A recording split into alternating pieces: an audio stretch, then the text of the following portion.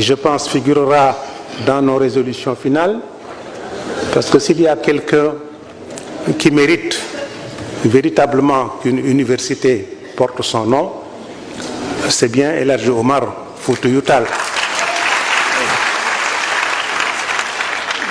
que je décris en pesant tous mes mots.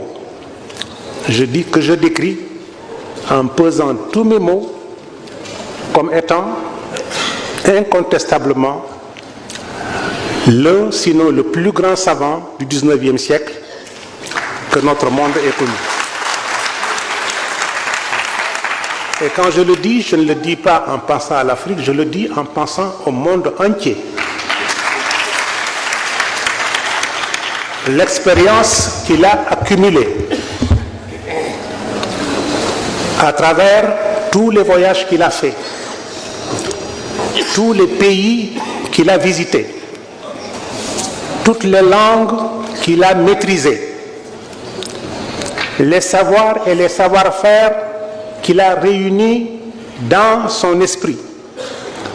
la connaissance du monde qu'il avait à cette époque, après avoir visité pratiquement toute l'Afrique de l'Ouest, après avoir connu le Moyen-Orient dans ses moindres détails, les défis auxquels il a été confronté, qui lui ont permis de se frotter à des savants aussi illustres que ceux d'Al-Azhar, ont fait de cette personne, de cette personnalité, incontestablement l'archétype du savoir et de la connaissance. Et ce n'est pas un fait du hasard si, sans qu'aucun membre de la famille omarienne ne l'ait décidé, un imprimeur du Caire a senti le devoir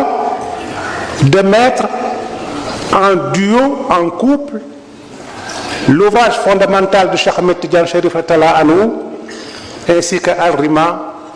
de El Hadji Omar Foutiyou Tall. Je pense que la dimension qu'il avait atteinte à son époque, au XIXe siècle, si on compare cette dimension à celle d'autres savants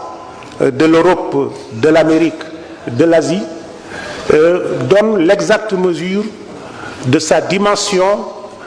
et à la comparaison, il se trouve toujours à la tête de ceux avec lesquels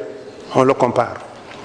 Pour cela, il mérite incontestablement qu'une université porte son nom.